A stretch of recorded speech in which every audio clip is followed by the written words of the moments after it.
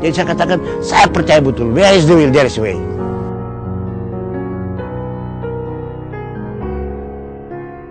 Berani berpikir, bermimpi besar.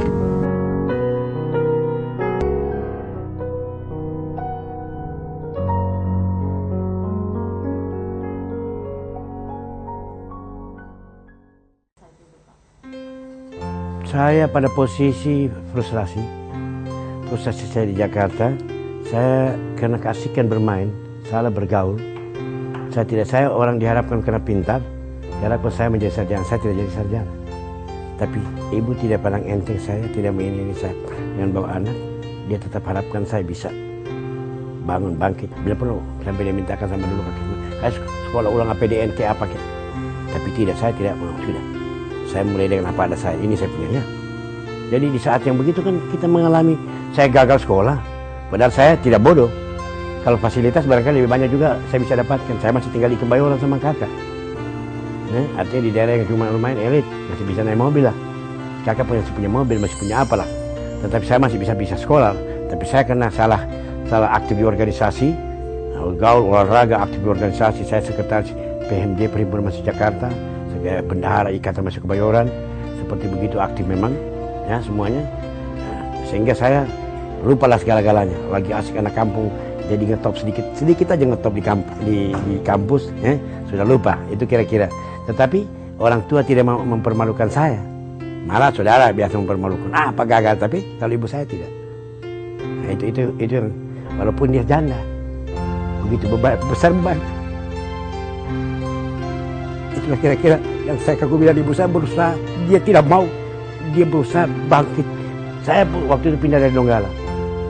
Ibu saya pindah dari Donggala, tidak, saya harus bangun. Bisa dia dapat rumah tinggal di Kampung Lele, tinggal di Kampung Barat, tinggal di Pakuli, atau di Taipa, di Mamboro. Ada keluarga mau kasih rumah tanah. Tidak, saya mesti bikin bangun rumah di sebelahnya rumahnya yang elit itu, supaya anak saya tetap bergaul dengan mereka. Yang ditakut itu PD-nya hilang. PD itu sangat penting kan, percaya diri itu. Mama saya jaga betul supaya kita PD, tidak perlu takut dengan orang lain. Karena kalau anakku masih bergaul di lingkungan itu, dia PD. Saya masih bergaul dengan anaknya, kepala bininya, kepala ini waktu di Buminya. Tidak ada saya punya media, karena sama.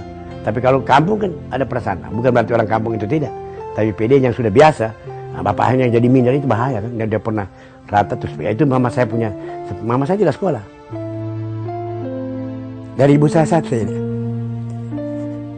Yang penting anakku berguna untuk masyarakat, untuk orang lain. Anak saya waktu saya jadi main bola Galatama, waduh, biar dia pikir sudah tidak jadi sekolah, tidak jadi apa-apa saya. Dia bilang tapi dia masih bisa jadi pemain bola, menghibur orang menonton. Itu sederhana sekali ibu saya. Tidak tinggi-tinggi. Ibu itu waktu, karena dia sudah pikir tidak mungkin anak saya lagi mungkin jadi. Ya, kalau dia lihat saya jadi wali kota itu lain. Walaupun saya yang dibilang orang tidak sekolah, lalu salah. Saya dapatkan itulah saya bilang dia tidak pikir bahwa kita mau jadi apa, kemudian yang penting berguna bagi orang lain. Dia adalah orang yang kalau bisa saya katakan cenderung jujur untuk mengakui kekurangan atau kelemahannya beliau, karena beliau selalu bilang saya ini drop out. Tapi tidak gampang loh drop out dari sebuah universitas yang kita banggakan di Indonesia ini, yaitu drop out dari UI, Universitas Indonesia, di tahun-tahun 70-an, 60-an atau 70-an lah, seperti begitu. Anak Palu yang pada zaman itu bisa tembus UI kan kita bisa bayangkan gitu. Nah, tapi dia merendah diri dan mengatakan saya drop out dari sana.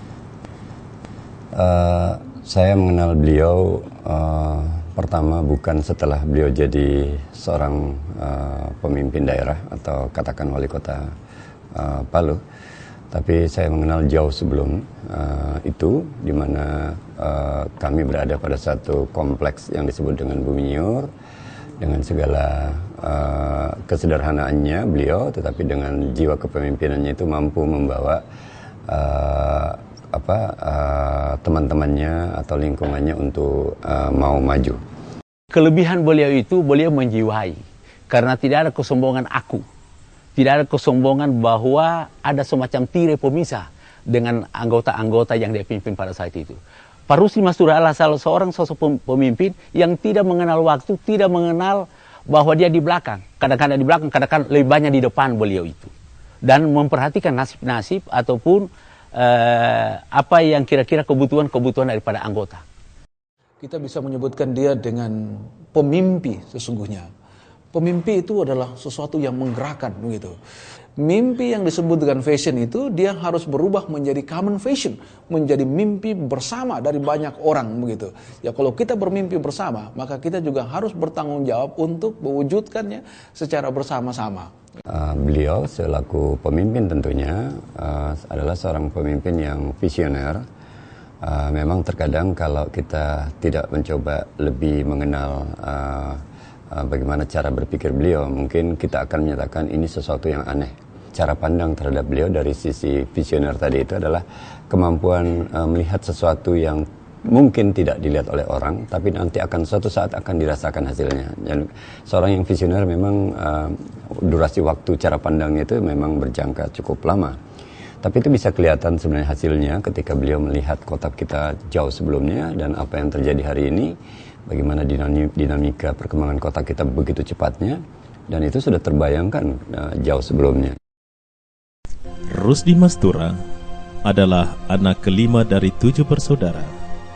Lahir dan dibesarkan di Kota Donggala 8 Februari 1950 silam. Ayahnya Labebo Mastura, tamatan Ambat School, sekolah kejuruan teknik pada zaman Belanda. Bekerja sebagai pembuat jalan di Kota Donggala pada masa itu. Ibunya Indomilo adalah ibu rumah tangga yang sangat sederhana. Ayahnya yang seorang aktivis Partai Masumi meninggal saat Judi berusia 11 tahun. Namun, kenangan, nasihat, serta amanah ayahnya terpatri kuat dalam benaknya. Warisan beberapa kubik buku menjadi modal bagi Judi kecil membentuk mimpi-mimpinya dan menghantarkan dirinya menjadi seorang pemimpin.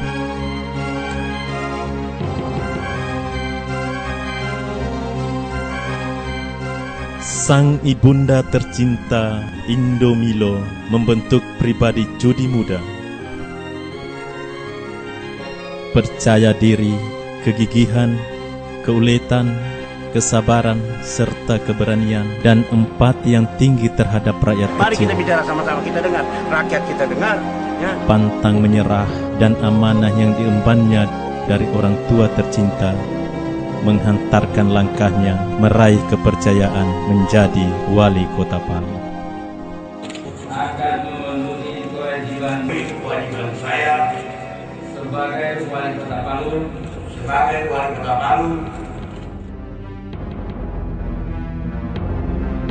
Dalam masa-masa kepemimpinannya, Rusdi Mastura mengukir jejaknya dalam perubahan kota Palu.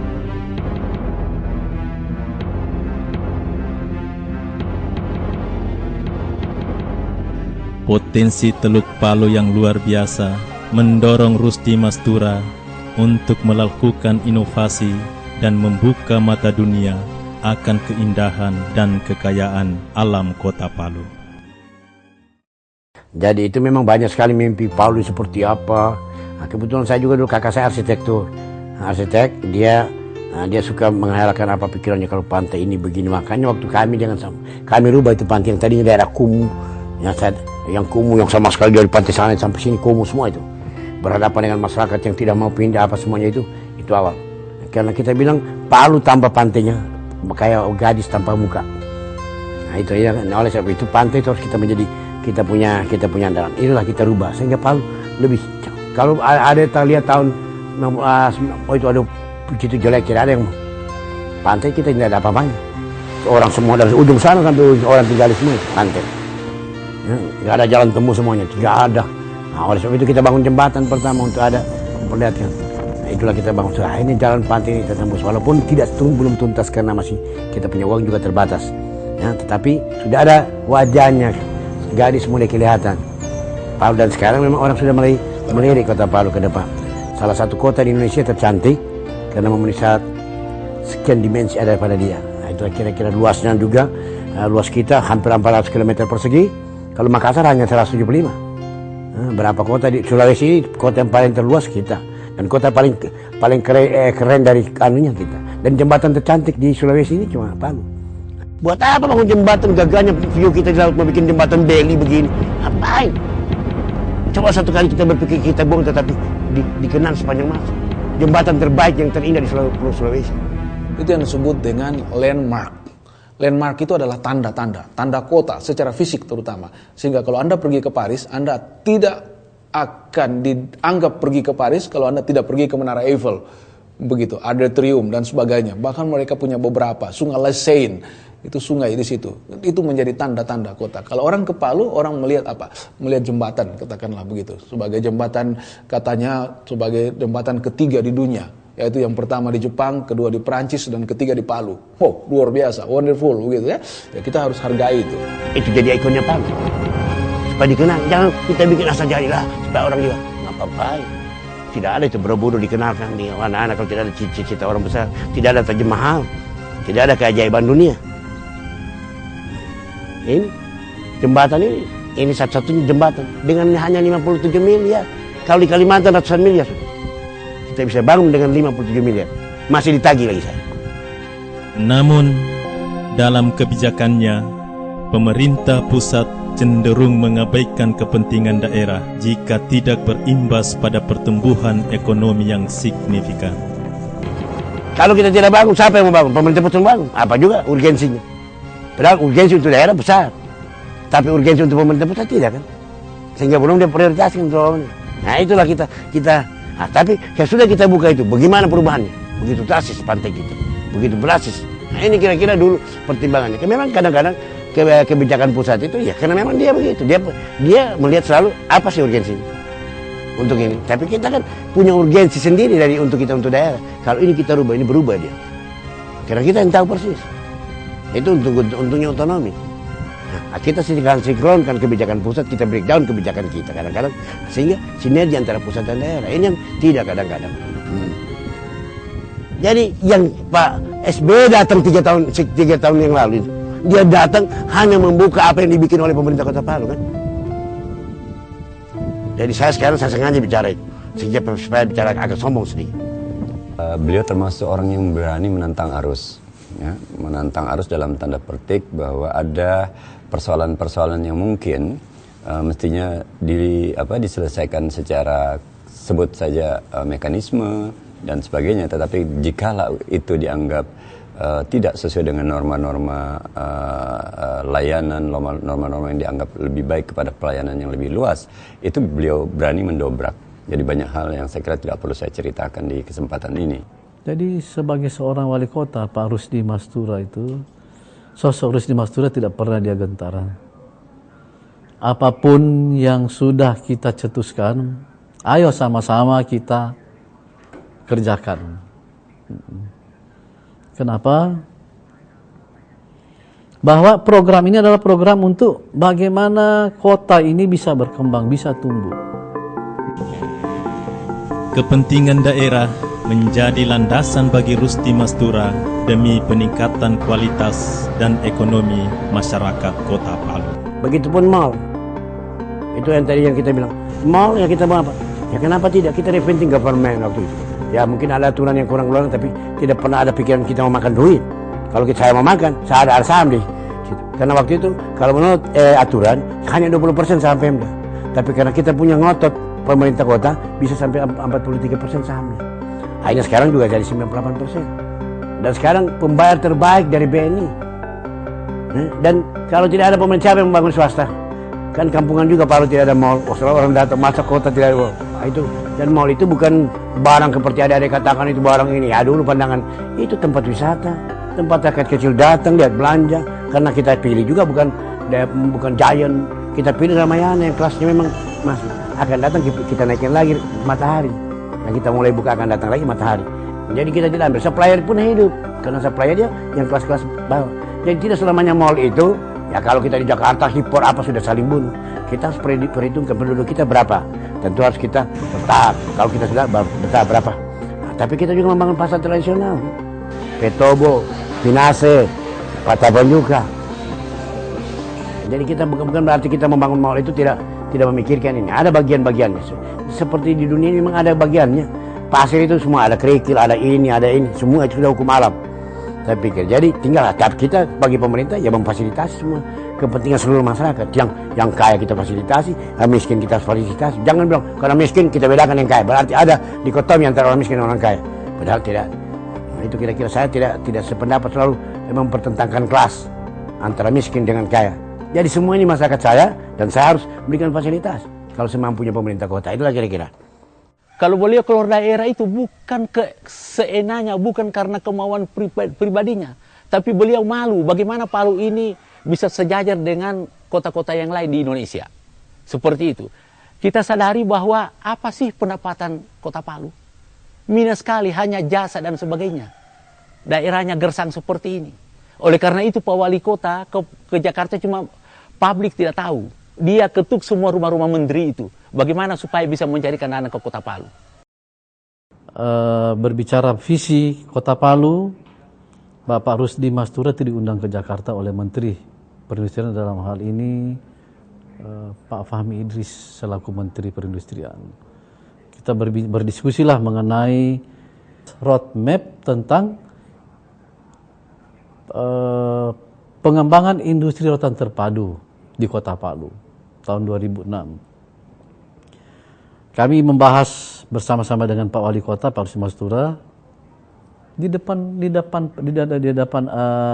rapat pertemuan dengan Kementerian Perindustrian, tim asistensi untuk komoditi waktu itu. Kota Palu dengan komoditi rotannya, Tegal itu dengan kawasan industrinya diminta. Dulu di sana ada dibilang kalau di perindustrian ada kawasan industri, tapi dia 5-10 hektar.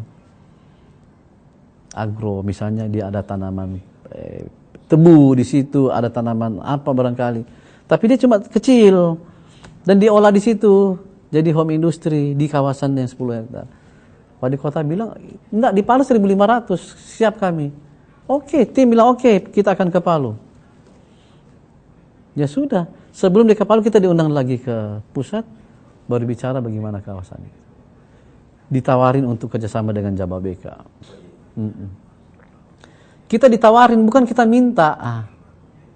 Departemen Perindustrian menawarkan, Palu coba masuk kawasan ekonomi khusus dengan 5 komoditi ini. Karena kompetensi inti daerah berdasarkan hasil kajian Kementerian Perindustrian bahwa kota Palu itu sudah punya kompetensi inti daerah, yaitu rotan, kakao, kelapa terpadu, makanan olahan, rumput laut. Itu sudah dicanangkan dan memang sudah dibuatkan keputusan menteri. Kebijakan pemerintah pusat mengenai pengembangan kawasan ekonomi khusus menjadi jawaban bagi Rusdi Mastura akan obsesinya menjadikan kota Palu sebagai sentra industri komoditi yang menghasilkan produk kompetitif baik di pasar lokal, regional, nasional, bahkan global. Mimpi saya pertama itu bagaimana menjadikan Palu ini pusat perdagangan air rotan, kemudian sebenarnya rumput laut, kelapa dan kakao. Masa coklat terbesar ada, tapi tidak bukan kita ini. Oleh sebab itu saya mengharapkan membangun namanya laboratorium coklat, kebun etis coklat, dan saya kerjasamakan dengan Jember supaya nanti coklat yang kita bibitkan itu yang kita tanam di sini, karena dia kita uji coba dengan lahan-lahan ekstrim kita, dia hidup. Jangan yang dari Jember tidak belum tentu hidup cocok di sini. Kita akan coba itulah. Akhirnya Jember mengangkat kita departemen menjadi substation dari coklat. Pertama substation, lama-lama akan datang sudah kita. Sehingga kita harapkan, saya punya harapan nanti kepada provinsi ini bisa kita punya coklat mencapai 300-400 ribu ton atau 200.000 ton sudah mencapai kurang lebih. Kalau 200.000 ton berarti kurang lebih ada 5 triliun uang di tengah raya. Jadi tidak perlu kita bangun ekonomi kerakyatan secara tersendiri. Sudah, kalau coklat naik harganya dan sudah 200.000 ton, 250.000 ton, berarti kita ada sekian 5 triliun uang di tengah rakyat. Kemudian kalau rumput laut kita bisa jadi obsesi saya jadi 10.000, jadi 4 juta ton, sehingga kali 25.000 berarti ada 10 triliun uang di tengah rakyat. Kalau rumput laut dia bisa 1,5 juta ton atau 3 juta ton, itu kali 9.000 berarti kurang lebih 20-an triliun, tambah 10 triliun 30 triliun dari komoditi 2. Dan itu rakyat punya, tidak ada perkebunan yang besar di sini. Nah, itu enak. Nah, itulah kira-kira semua, dan kita punya potensi untuk itu. Kemudian mengenai masalah apakah bahan baku rotan akan dikemanakan kalau kerjasama dengan orang yang berada di produsen yang ada di Jawa, itu memang menjadi hal yang selama ini menjadi pemikiran saya, Pak. Sebab kalau misalnya penghasil bahan baku yang ada di luar Jawa juga langsung memikirkan ke produk jadi dan yang langsung potensi ekspor, itu haknya daerah. Tetapi akhirnya jutaan orang yang di Jawa mati. Bahwa kami mengembangkan industri rotan di Kota Palu sampai rotan jadi bukan untuk membunuh saudara-saudara kami di Jawa. Antar pulau rotan asalan, maka kemudian beliau menentang itu dan diberikanlah kepada beberapa pengusaha rotan untuk dispensasi untuk bisa mengirim rotan bahan baku, rotan mentah bahkan ke Jawa. Nah, itu barangkali satu bentuk komitmen dari pemerintah Kota Palu. Kalau Jawa tidak butuh kita, kita tidak butuh Jawa, ya Republik ini bubar. Makanya seperti saya katakan, seperti dengan Pak Menteri Perindustrian dulu, Pak, mari kita bangun industri di daerah, industri hilir. Yang dibangun industri di pusat, industri yang finishing. Jadi pusat butuh daerah, karena dia butuh seperti ini, kita butuh juga pemasaran daerah. Jadi saling membutuhkan. Amanlah Republik ini. Nah, ini kira-kira yang kita inginkan. Karena wawasan kebangsaan itu bukan lagi hanya bisa dari faktor ideologi, politik, tapi dari segi ekonomi. Kalau tidak ada saling membutuhkan, sana miskin sana kaya, dia akan berubah. Jadi harus komplit kita membangun Indonesia ini. Karena ini selama ini terjadi ketimpangan. Memang pengusaha itu maunya di mana fasilitas ada. Ya kalau daerah tidak pernah dibangunkan fasilitas, pelabuhannya bagus, infrastrukturnya bagus, bagaimana dia bisa bangun? Ya, karena itu kita bangun. Daerah tidak tumbuh industrinya mau jadi apa? Apa dia orangnya tumbuh hanya industri yang bisa menyerap tenaga kerja yang ada. Mau diapakan orang-orang? Tamat tidak ada. Nah, ada industri. Kita tidak perlu industri kayak Jawa. Yang finishing, kita industri yang pengolahan. Nah, kita jadikan dia ini setengah. Nah, kita juga bisa kerja, terbuka lapangan kerja. Sana juga terbuka lapangan kerja, tidak tertutup. Nah, itu kira konsep saya sampaikan kepada Menteri, sehingga dibangun sini kawasan itu dulu. Itu pertama, salah satu kek nomor yang ketiga di Palu sudah. Nah, ya, itu. Dan itu jangan selalu orang bilang, mana itu daerahnya? Ya hutan. Gambarnya saja, nanti kita jual. Nah, itulah kira-kira. Yang penting kita persiapkan. Kurangnya dukungan infrastruktur, termasuk sumber energi, mengakibatkan melemahnya perekonomian daerah, membuat Rusdi Mastura mengabaikan peraturan ketat pemerintah dan melakukan intervensi penyediaan sumber energi bagi rakyatnya. Gimana kita membangun kalau tidak listrik? Tidak usah saja lampu mati terus kamu rasakan baru mati lampu. Sumpek, sumpek mau jadi apa? Bisa berkembang otak? Tidak. Nonton televisi kita susah, nonton apa saya kita susah. Apa kita mau bikin? Sudah belajar, anak-anak sudah pakai internet, mau sekolah apa sudah pakai laptop, mau bikin apa? Nah, kira-kira semuanya kenapa saya ngotot di sana pertama? Saya punya awal-awal itu berperang itu di sana. Nah, kemudian pada saat itu PLTU sudah ada embrionya. Saya masih masih di Kadis Perhubungan. Kemudian sesudah itu saya ASN 3, tapi itu sementara sudah dalam proses. Sudah. Sehingga pada saat itu PLTU sebenarnya itu tidak ada aturan yang bisa dilakukan oleh kepala daerah, siapapun daerah. Itu karena harus ditangani oleh pusat. Tetapi beliau berpikir, apa yang mau jadi Kota Palu? Apa yang bisa dikerjakan di Kota Palu? Semua yang bisa dikerjakan ini hanya berdasarkan dukungan daripada energi yang ada. Sementara di Palu belum seperti itu, masih pakai mesin, masih pakai solar. Berkait dengan energi, itu saya kebetulan mengikuti kejadian itu, prosesnya sangat luar biasa. Waktu itu memang lampu hidup mati yang luar biasa ya, yang itu terjadi. Sehingga jalan keluar yang terdekat waktu itu adalah melakukan breakthrough.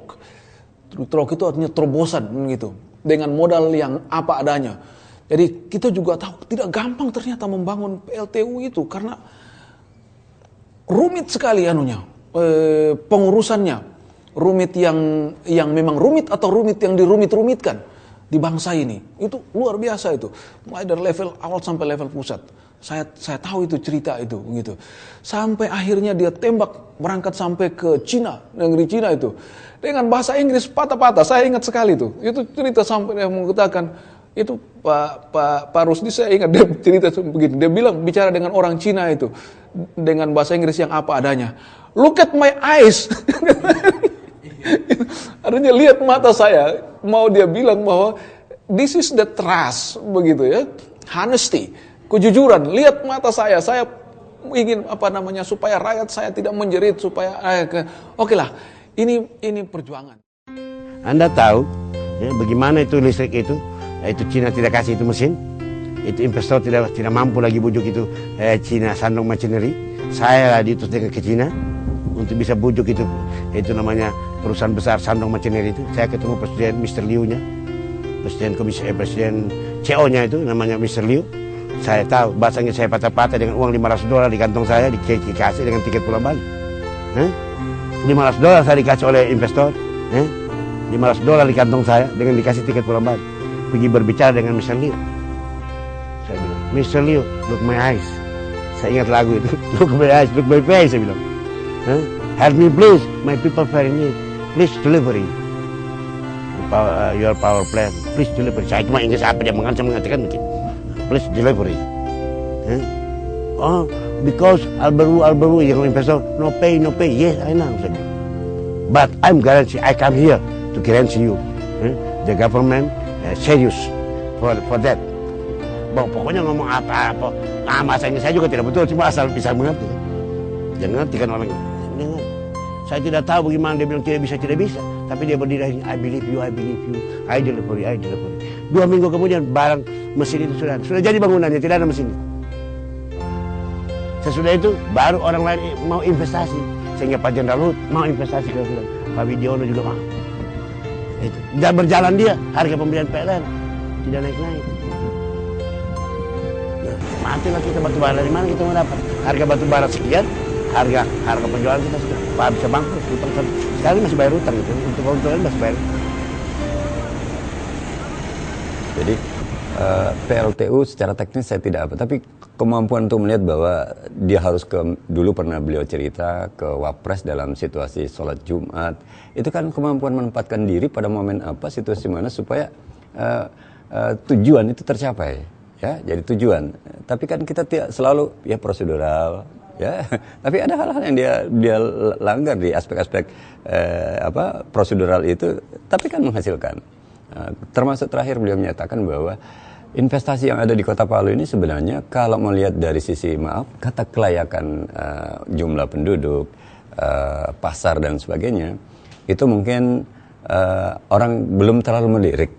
Tapi apa yang beliau lakukan adalah kemampuan untuk meyakinkan. Jadi bahasa-bahasa teman-teman investor itu menyatakan karena sosok beliau saya datang. Ya, jadi bukan karena kondisi-kondisi ya realnya infrastruktur kita masih tertatih-tatih misalnya ya, sarana prasarana dan sebagainya. Tapi orang mau, kenapa orang mau? Itu kan kemampuan berkomunikasi yang saya sebut tadi itu. Komunikasi tidak harus komunikasi verbal, tapi komunikasi yang menyatakan ada apa ya, kalau orang luar mungkin yang calon investor bilang karena ada ketulusan beliau, ada keberanian beliau. Hal-hal itu kan. Nah, itulah saya berapa kali ke Jakarta, boleh tanya di lantai 13 ini, di PLN ini. Wah, sampai saya dibilang Wapres, sampai Wapres saya ketemu. Tahu nggak bagaimana saya caranya ketemu Wapres? Pertama itu, sembahyang Jumat. Kalau mau ketemu Wapres, kalau kita mau minta tamu, tidak mungkin wali kota diterima. Terlepas sembahyang Jumat. Saya sembahyang Jumat di Kebun Siri, Festival Pres keluar saya. Tuh begini di mukanya. Untung ada teman sana Bobi Patompo di dekatnya. Pak, wali kota Palu ketua Golkar. Nah, sini kenapa? Ini. Tidak ada tulis laporannya dibangun di Palu. Sudah jadi deh. Apa kamu minta minum? Ini lahir pindah-pindah deh. Ada listrik. Itu makanya bilang ke wali kota listrik. Saya ngotot, saya laporkan bahwa PLN itu tidak mau beli ini. Kita beli 400 rugi terus Pak. Bagaimana? Nanti ganti pada Dahlan Iskan baru bisa selesai semuanya. Pada Dahlan Iskan orang yang mengerti bagaimana kesulitan membangun power plant. Nah, itu. Dan di Indonesia pemerintah daerah yang membangun power plant bersama swasta Palu lah. Tindakan intervensi energi yang diambil Rusdi Mastura menuai kritik dan ketidakpercayaan. Pro dan kontra mengalir tiada henti. Dia juga pernah mengeluh kepada saya waktu itu. Dia bilang bahwa Pak Nur, saya itu sudah sampai seperti begini saya lakukan, tapi masyarakat ini seperti begini. Saya bilang, Pak Rusdi, di balik masyarakat dan di atas kita ini ada Tuhan gitu. Karena itu mari kita bekerja ikhlas saja. Nanti orang melihat buktinya apa yang dilakukan gitu ya. Lakukan saja. Bismillah, go ahead gitu. Laksanakan saja. Dan akhirnya itu dia menjadi komoditi politik dan lain sebagainya. Kalau bagi saya juga tidak apa-apa, teruskan saja. Kebaikan itu mau kita sembunyikan dimanapun juga itu seperti emas. Jadi kalau dia terdalamkan ke dalam lumpur yang sekotor apapun dia akan tetap mengkilat begitu. Yang penting kita ikhlas saja bekerja. Dan saya mendorong itu sesungguhnya kepada beliau gitu untuk melakukannya. Dan ya saya kira beliau melangkah. Ya, kalau melihat pasti kita tidak mampu. Orang ketawain. Saya diketawain oleh pengusaha saya PLN. Mana mungkin bisa jadi. Tapi ada satu keyakinan saya bilang tadi. Where's the will? There's the way.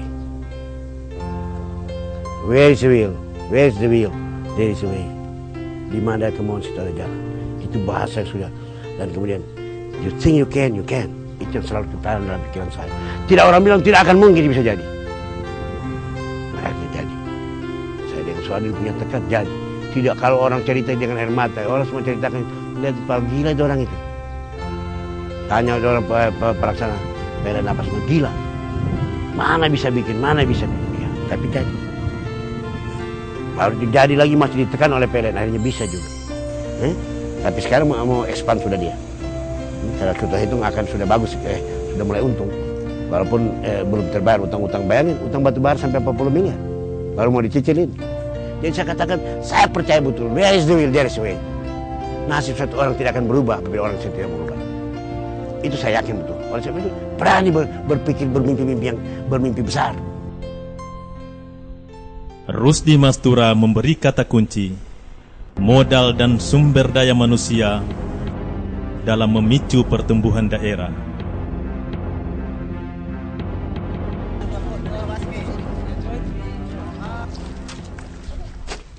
Soal daya saing daerah, yang saya katakan itu, daerah cuma butuh dua, modal dan sumber daya manusia. Dia punya potensi alam, apalagi sudah setengah. Dipicu sedikit, dia bisa memberikan sumbangsi pada pertumbuhan nasional. Tahu seperti daerah ada daerah yang biar dipicu juga tidak bisa. Nah ini di sini persoalan. Mau nggak pemerintah pusat itu bahwa ada daerah yang belum potensi, tapi kalau dipicu dia bisa. Nah di sana persoalannya. Hitungan Jakarta berapa sih? Saya kasih picu di sana, uangnya juga berapa keluarnya? Tidak bisa begitu. Tidak bisa begitu hanya melihat sekarang, tapi lihat ke depannya. Kalau seperti Sulawesi Tengah dia punya potensi besar. Kalau disuntik bagus, itu yang kita mau bangun. Memang itu lihat seperti Gorontalo apa sih? Tapi padahal bisa pencitraan sehingga anggaran masuk ke sana. Nah, kita butuh itu. Itu yang saya bangun juga dulu. Cuma saya ke kota susah kan. Tapi alhamdulillah juga banyak kita mendapatkan. Saya juga kalau penghargaan juga kalau cuma 20 ada. Selama saya memimpin 5 tahun periode pertama, bukan untuk apa-apa kebanggaan saya, untuk sebab itu promosi. Promosi. Loh, Palu itu di mana sekarang? Palu orang kenal. Anda buka saja Palu terus kelihatan jembatan. Promosi. Pertumbuhan ekonomi dan peningkatan kesejahteraan rakyatnya bagi Rusdi Mastura bukan hanya pembangunan infrastruktur. Peningkatan kualitas SDM dari sektor pendidikan menjadi prioritas dan modal investasi jangka panjang.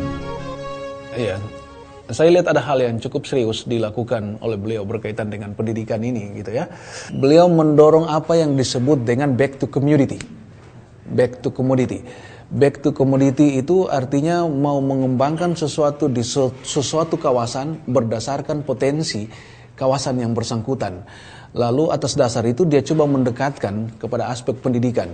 Misalnya kalau potensi di daerah kita adalah kakao, maka dia mendorong pendidikan yang membuat orang-orang atau anak-anak didik kita itu terampil untuk pengelolaan kakao, katakanlah seperti begitu. Dia juga mendorong apa yang kemarin saya lihat mendidik anak-anak kita untuk bisa merakit HP, merakit lampu-lampu dan sebagainya. Itu real gitu, apa yang dia lakukan. Berdiri juga saya lihat di atas ada politeknik gitu ya. Gitu. Ya, itu adalah semua gagasan gitu.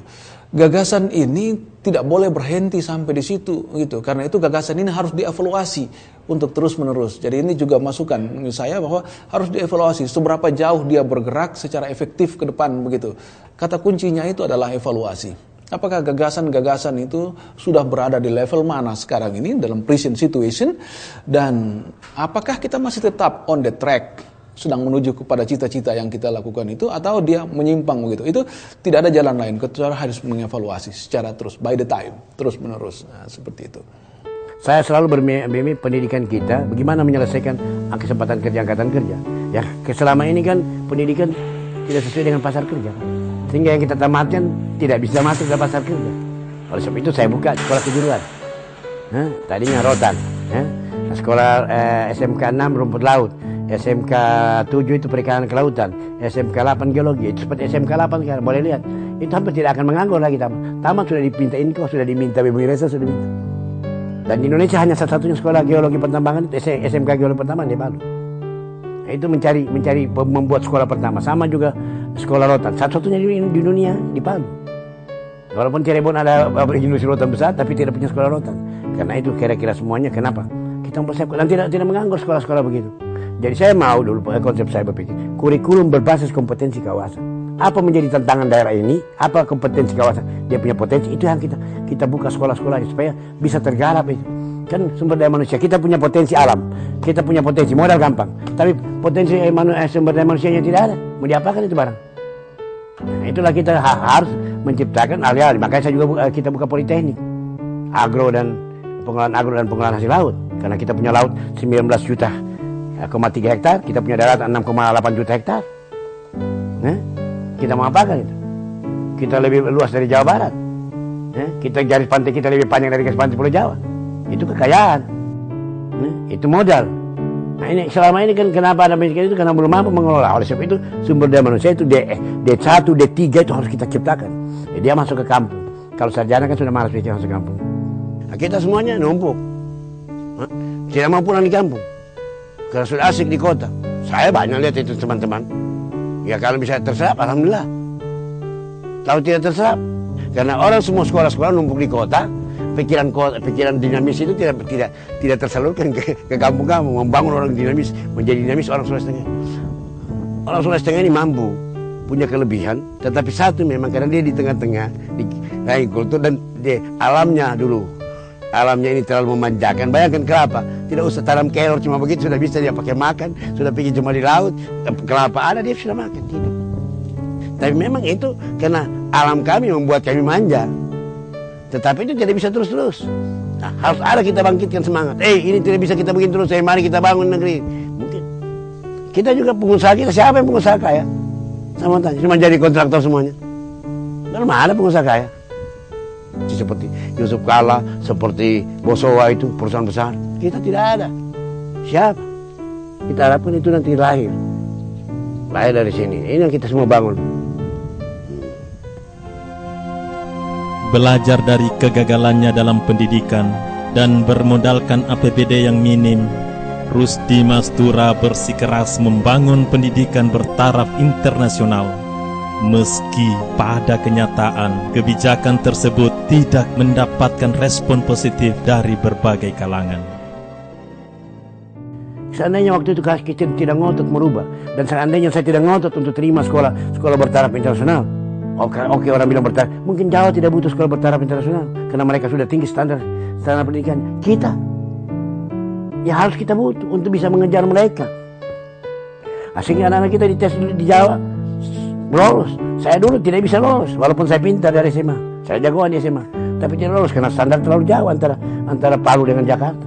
Sekarang tidak, kan kita kejar karena saya tahu persis itu, karena saya gagal masuk UI, masuk ITB, ya itu makanya saya ngotot untuk standarnya harus kita punya BSB. Kendati dibilang sekolah bertaraf internasional, tapi tidak. Semua sekolah itu ada untuk orang-orang miskin. Cuma di Palu selalu ada orang belakang miskin. Ada hobi. Kalau ini ada sama IDT dulu. Kalau dibilang miskin, mau mendaftar. Semua. Padahal itu tidak bisa. Ya kita mengejar. Dan kemudian konsep saya, yang sekolah anak-anak yang punya kemampuan dan pintar, kalau dia miskin pun punya kemampuan otak, kita paksa, kita biayai. Ya itu masuk SMA, baru nanti ke universitas. Anak-anak yang kurang, dan memang kurang ininya, masuk SMK.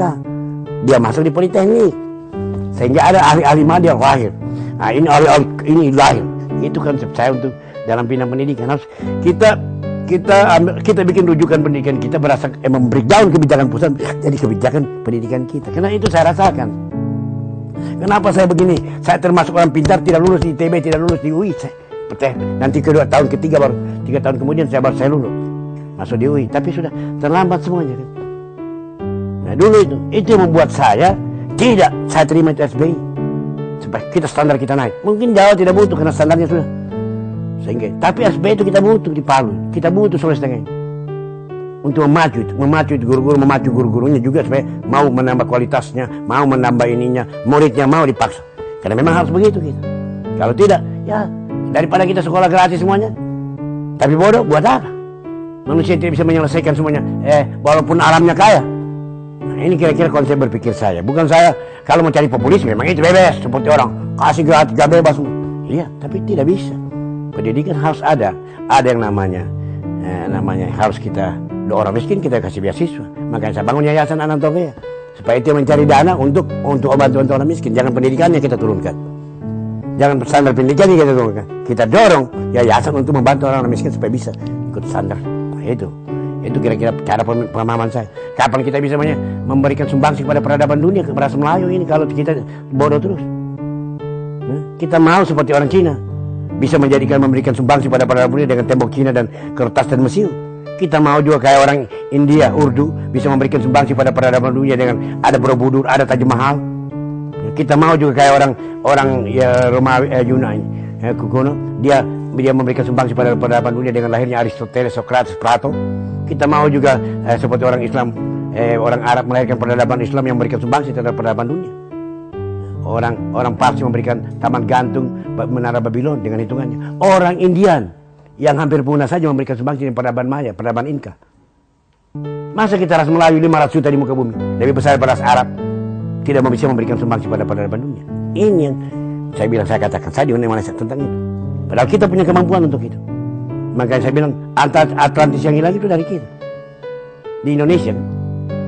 Tapi memang kita yang hilang. Oleh sebab itu kita kembalikan itu, mengembalikan bahwa kita akan menguasai peradaban dunia. Kalau ras Melayu, pendidikan tadi saya bilang harus mulai. Tidak bisa kita gratiskan. Kita gratis kalau negara mampu, harus gratis kalau negara mampu. Mungkin kita nanti yang ngotot, yang kena miskin, kita kena susah, kita sekolah, kita bisa kayak orang Vietnam. Itulah saya berbeda mungkin pandangan orang, karena kalau mau populis ya supaya saya dipilih 2 kali 10 kali ya sudahlah gratis ini, tapi tidak ada output yang bisa dibanggakan. Kalau lihat sekarang, saya beasiswa anak-anak Palu itu di Presiden University 93 orang. 93 orang. Tidak ada satu daerah di Indonesia ini, kabupaten dimanapun, membeasiswa anaknya untuk sekolah di Presiden University. Evaluasi semester 1-2 yang dikirimkan dari Presiden University, 7 orang yang mencapai IP di atas 3, antara lain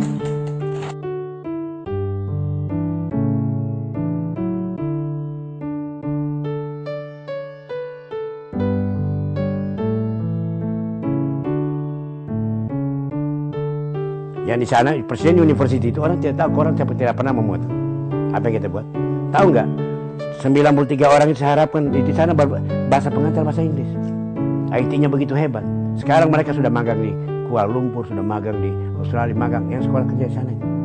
Magang 2 tahun setengah mereka sekolah, magang.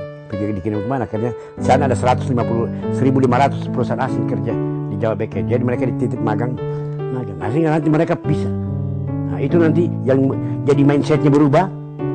Saya harapkan yang mau pulang ke Palu bisa jadi pegawai, lama-lama bisa jadi lurah yang punya hebat, bahasa Inggrisnya fasih, atau kepala dinas yang fasih bahasa Inggrisnya, yang kreatif, yang disiplin kerjanya kayak orang bule karena magang di orang bule. Nah, yang tidak mau pulang lama-lama bisa jadi CEO, lama-lama perusahaan itu datang kembali di Palu untuk investasi. Itu semua yang kita mimpikan kan. Bukan sekarang saya mimpi. Kalau orang bilang sekarang ya memang bukan. 20 tahun ke depan baru Anda lihat. Sama juga kemarin. Pembangunan 5 tahun lalu yang kita membangun itu. Baru kelihatan sekarang. Ada 9 hotel membangun. Ada sekian orang masuk. Gila saya. Hampir tiap malam orang datang dari grup-grup besar di Jakarta. Tapi ketemu si Torus yang kaya nomor 7 Indonesia itu. Dapat jam 18 untuk beli peti kemas. Pelabuhan peti kemas yang bangun. Jadi kita harus sudah mulai. Karena kita sudah mulai terkenal. Kita datang. Dia punya marketing. Dulu kita belum setengah mati, sekarang sudah setengah mati kita mau maka perda aturan-aturan SKP harus kita mulai rombak karena harus siap menerima perubahan-perubahan ini. Masyarakat kita juga harus siap.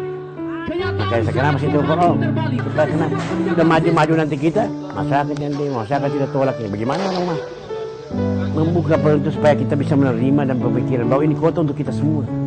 Jangan lagi saya orang kaya tidak boleh orang luar. Ini banyak sudah punya modal, tidak boleh, kita bangun sama-sama bangun ini. Siapapun pendukung orang Palu, mari sama-sama bangun. Semuanya kita harus mulai ini.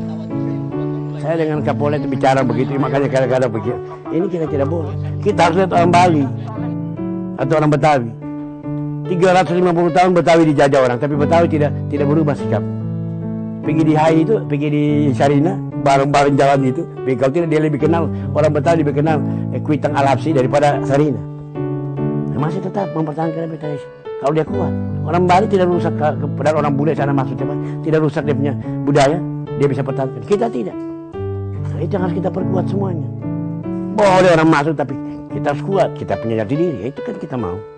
Mengadopsi berbagai informasi dengan kemajuan teknologi yang disesuaikan dengan kebutuhan Kota Palu, pemerintahan Rusdi Mastura berkali-kali menerobos berbagai kebijakan untuk mendongkrak pertumbuhan daerah. Oleh sebab itu juga saya ingin meningkatkan sumber daya manusianya kita, makanya saya kirim ke Cina belajar HP karena IT ini makin hebat. IT ini kan tidak pernah habis dia punya perkembangan. Oleh sebab itu kita harus kuasai. Kalau kita ingin menguasai, oleh sebab itu HP saya bilang belajar. Anak murid kita kirim ke Cina, yayasan anak kita bantu, kita guru-gurunya kirim, pulang nanti pelan-pelan kita sosialisasikan mereka bisa bikin apa-apa. Akhirnya kalau nanti pun mereka tidak bikin tapi mereka minimal merantau sudah bisa bikin HP, bikin jadi diterima di Nokia, anak Palu diterima duluan. Itu semua yang saya katakan. Jadi saya suka katakan kalau saya punya motivasi ke sekolah, amati, tiru, modifikasi. Kalau ada barang yang aneh ambil, buka, kita bongkar. Guru gue begini, oh begini saja. Kenapa kita tidak bisa bikin? Karena kita tidak pernah. Ini kan bisa, traffic light, kenapa tidak? Coba saya bilang, bikin, kenapa? Cuma lampu LED lagi di sol, baru begini, matahari. Solar cell kita beli, apa sih? Bikin solar cell, baru begini. Nah, bagus, lihat, bisa kan? Cuma masalahnya mau tidak, dan memang modal. Berani korbankan modal, itu saja persoalan. Dan kebutuhan perusahaan kita belum mau juga orang-orang kayak kita keluarkan uang untuk riset, untuk apa, membantu orang-orang pengembangannya.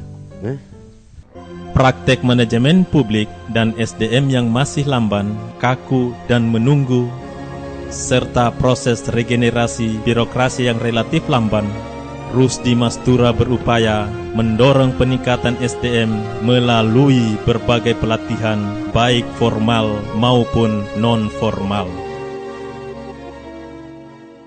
Yang dimaksud dengan sumber daya manusia ini tentu saja adalah sumber daya manusia secara keseluruhan. Tapi yang lebih dulu kalau kita bicara tentang prioritas, maka harus didorong lahirnya sumber daya manusia aparatur lebih dulu supaya mereka itu menjadi teladan. Mereka menjadi patron di sumber daya manusia yang lain. Sumber daya manusia aparatur yang seperti ini itu adalah sumber daya manusia yang responsif, yang quick respon, yang tahu apa yang dia lakukan. Itu berarti knowledge. Yang quick respon itu berarti care, artinya peduli begitu. Dan dia mau melakukan dengan inisiatif, berarti itu prakarsa. Jadi kita akan melahirkan sumber daya manusia yang care, yang knowledge, yang punya kemampuan, dan yang berinisiatif begitu. Itu bisa dibentuk gitu, bisa dibentuk. Sebagai generasi di bawah beliau, tentu harus kita belajar pada teladan-teladan, komitmen-komitmen yang kita lihat, proses-proses kepemimpinan di daerah ini adalah proses pembelajaran yang menurut saya harus semua kita bisa lihat. Siapapun sosok pemimpinnya. Dan hari ini kebetulan yang adik sedang soroti adalah sosok Pak Rusdi Mastura.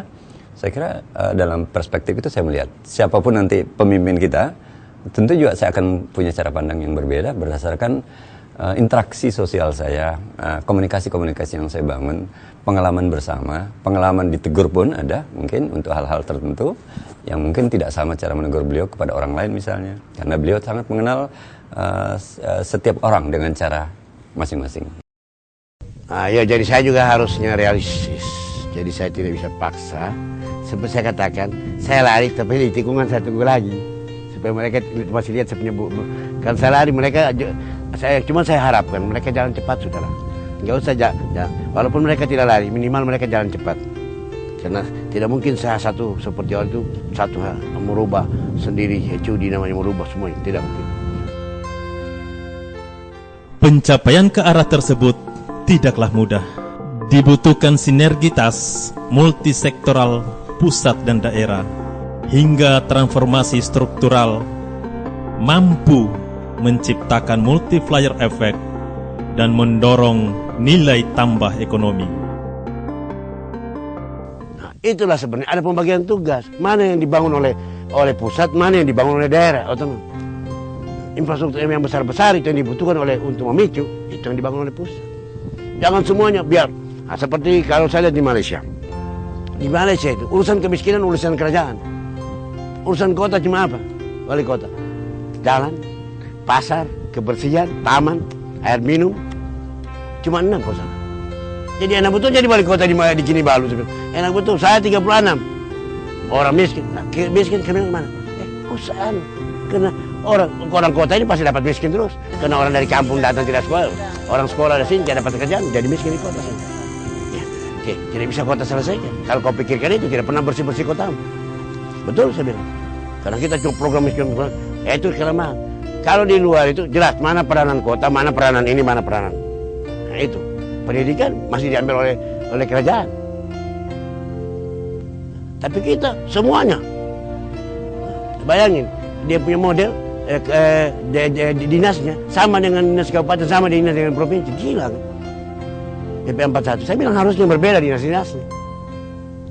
Tidak perlu kita ada. Kalau kami dinas-dinas ini di kabupaten, ini provinsi, kami tidak perlu. Tapi itulah sistem kita. Karena terlalu banyak mengakomodir kita punya undang-undang, terlalu banyak undang-undang kita lahir karena bargaining politik, bukan karena harus membangun ini.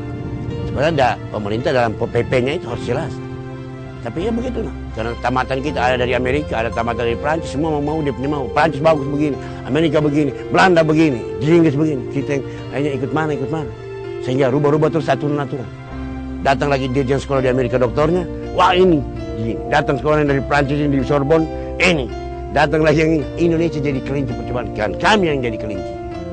Dan tidak dengar itu bupati, ketua APEX, ada isi kemarin waktu di Kota ini cerita itu. Kami jadi laboratorium. Salah kami masuk penjara. Karena kalian jadi laboratorium terus. Rubah undang-undang, rubah pengelolaan keuangan. Lihat pengelolaan keuangan dari PP sekian ke PP sekian, PP sekian. Rubah terus. Saya bilang saja anggaran kinerja dengan anggaran ini sama saja. Dengan lain budget, dengan performa budget. Yang penting kan niatnya membangun budget jelas. Bukan performa budget bagus daripada lain budget. Kalau dia rubah terus, besok lagi nanti peraturan datang lagi, tidak tahu dari mana, langit mana dia, S2-nya, S3-nya, sekolah. Dia rubah datang di departemen, dia jadi dirjen, dia jadi apa, dia rubah, atau dia jadi direktur. Lihat saja, bahwa itu kenyataan. Setiap menteri, setiap ganti kebijakan. Saya jelas kalau waktu zamannya ada Orde Baru itu, Pak Harto lebih jelas kalau soal pembangunannya. Soal pembangunan GBE-nya ini kita lihat target-targetnya, ini. Walaupun tidak semuanya, karena banyak orang terkorupsi. Tetapi jelas target. Sekarang kita tidak repot. Sistemnya DPR banyak peranan. Lihat saja. DPR begini. Sehingga apa RPJM kita di DPR bisa lulus. Bappenas kalau dulu peranan Bappenas begitu besar. Ini kelas, ini yang kita mulai bangun MPR. GBHN kita ini. Tak. Ya, keuangan siapkan duit. DPR hanya kotak Palu. Tak. Sekarang tidak, DPR bahas sampai ke detail. Hanya dia yang mengatur semuanya. Berubah semuanya. Anggaran yang kita arahkan. Karena bargaining politik. Nah, iya. Kita harus buka ini. Ini kenyataan. Nah, ini kan yang harus. Karena apa? Karena semua dengan sistem. Karena apa? Semua dengan sistem yang korup. Sistem korup saya bilang dengan uang. Semua dengan uang. Pemilu kalah dengan uang. Rakyat kalau tidak kasih uang. Jadi apa? Oh, dia tidak mau pilih kok. Dia dari sana makan uang, di sini makan uang, di sana makan uang. Dia lihat terakhir siapa? Nah, ini. Oh, biarkan saja. Itu tidak bisa dong. Harus ada grand design baru untuk Indonesia. Yang kita sepakati bersama. Mari kita semua sama-sama sepakat grand design baru.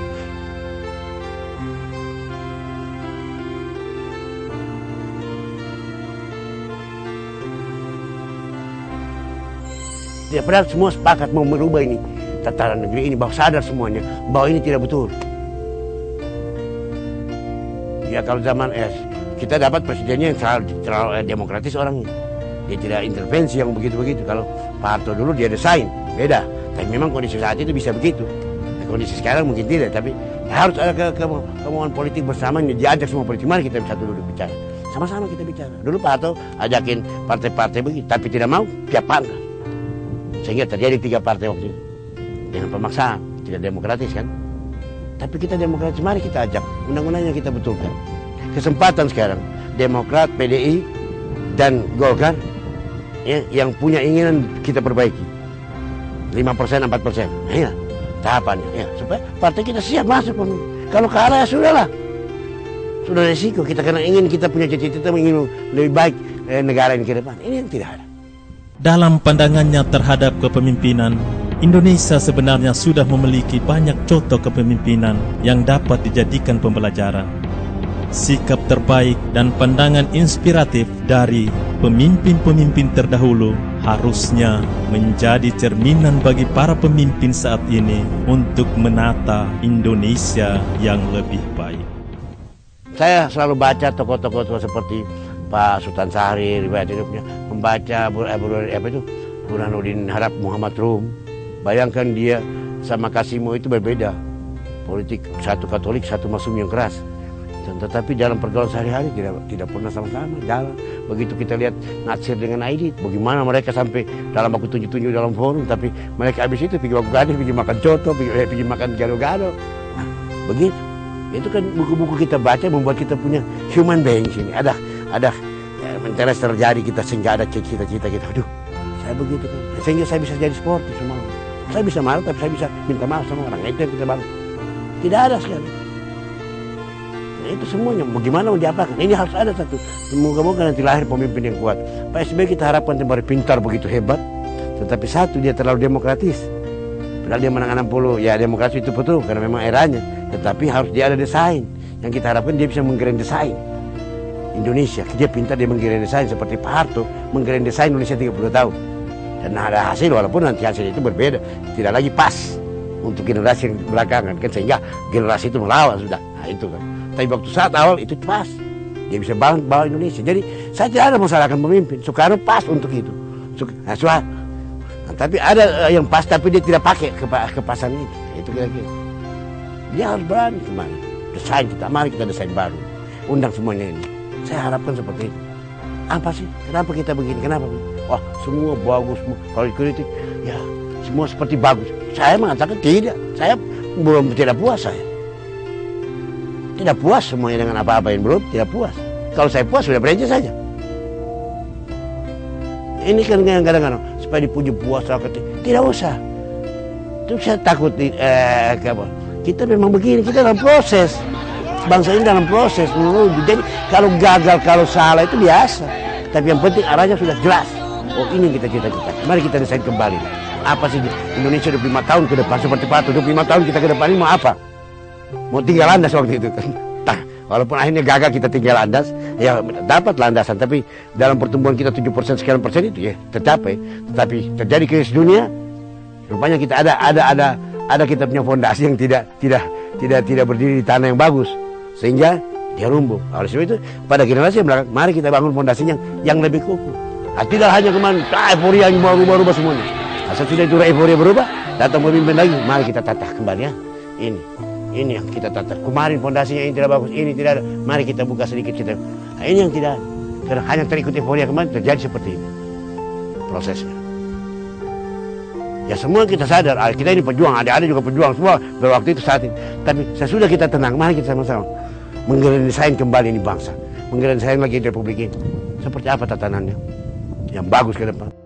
Dan yang lebih progres lagi, dia ternyata tidak sekedar mendorong gembar membaca itu, tapi dia juga menulis gitu, aktif menulis. Dan itu dilakukan begitu. Jadi bagi saya itu bagus begitu. Dan ya saya kira kalau semua orang mencoba untuk melakukan hal seperti ini, maka sederhana saja dia akan sangat bermanfaat begitu.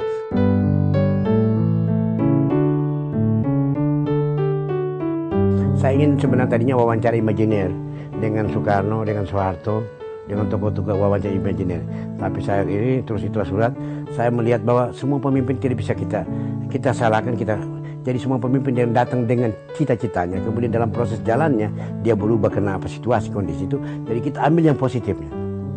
Kita punya contoh Soekarno yang begitu besar, yang begini, tapi dia punya kelemahan di kita terus masuk Soeharto. Ya, ada Soeharto punya, nah, kita masuk segala. Jadi kita jadikan kita, tapi kita tidak tiru mereka. Kita. Tapi itu bahan pelajaran. Jadi Indonesia sebenarnya sudah penuh dengan pelajaran. Pemimpin di belakang sudah tahu. Tapi ya kita mau juga terbawa-bawa cara Amerika, cara apa yang bawa pikirannya. Padahal kita sudah punya pikiran. Ada pikirannya Soekarno, ada pikirannya Soeharto, ada pikirannya Nasir, cara bagaimana. Ada pikiran Syahrir. Tokoh saya kagumi Syahrir dalam soal orang yang anti fasis. Berani melawan Jepang, orang badan kecil. Ya? Dia berani, saya kagum. Negara cita-citanya seperti Swedia sekarang. Negara yang tidak ada fasis. Di Swedia itu negara paling tidak ada fasis. Tidak ada berangkat rasa suku, apa yang dari bangsa lain tidak ada. Siapa saja yang perlu di Swedia dijamin oleh pemerintahnya. Nah, itulah kira-kira seperti itu. Amerika saya tidak bisa begitu. Nah, itulah negara saya bilang ini kira-kira waktu saya ketemu duta besarnya. Ini negara cita-cita Syahrir dengan Hatta. Sosialisme seperti itu. Ya kita memang harus bermain di antara itu. Kita tidak harus bisa seperti Amerika terlalu kapitalis. Kita juga tidak boleh seperti seorang komunis. Negara kita bermain di antara itu. Harusnya ekonominya, tetapi kadang-kadang pemerintah di belakangnya tidak punya penyambungan antara cita-cita yang dari sana dengan dasar founding fathers dengan kita. Sosok Rusdi Mastura, pemimpin yang sederhana, berani menerobos berbagai kebijakan dan meletakkan kesejahteraan rakyatnya di atas segalanya. Untuk menuju perubahan yang lebih baik, dilakukannya dengan penuh keyakinan. Mimpi dan obsesi yang digerakkannya dengan keyakinan terpampang jelas sebagai bukti nyata kerja keras Rusdi Mastura dan jawaban bagi amanah ayah bunda tercinta. Pada akhirnya, sebuah pencapaian untuk menjadikan kota Palu sejajar dengan kota-kota lain di Indonesia, dan pengakuan dunia membutuhkan sikap dan etos yang kuat.